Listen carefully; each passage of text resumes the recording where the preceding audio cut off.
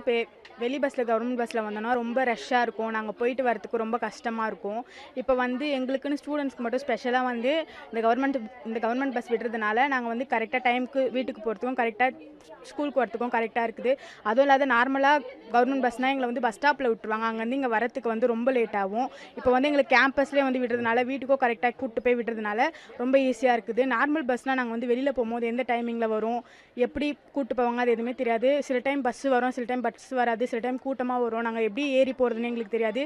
இப்போ வந்து இது கரெக்டான டைமிங்கில் வரதுனால நாங்கள் போயிட்டு வரதுக்கு ரொம்ப வசதியாக இருக்குது. இந்த உதவியை வந்து ஏற்படுத்தி கொடுத்த மாண்புமிகு முதலமைச்சர் அவர்களுக்கு என் நன்றியை தெரிவித்துக் கொள்கிறேன். நார்மலாக 32B வரும்போது ரொம்ப கூட்டமாக இருக்கும். பேக் வெயிட்டாக வச்சுட்டு நிற்க முடியாது, பஸ்ஸில் வர முடியாது.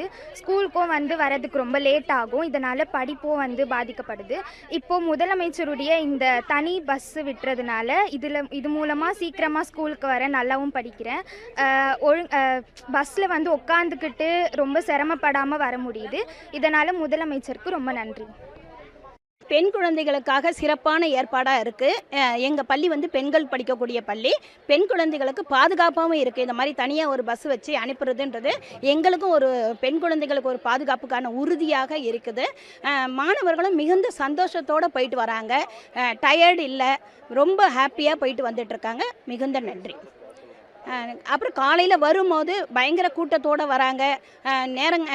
பஸ்ஸில் இடம் கிடைக்கலன்னு ரொம்ப முட்டி மோதி அப்படிலாம் வந்து சேர்ந்துட்டு இருந்தாங்க. காலதாமதம் வருவாங்க, பள்ளிக்கு வந்து காலதாமதமாக வருவாங்க. அந்த காலதாமதம்ன்றது இப்போதைக்கு இல்லாமல் இருக்குது.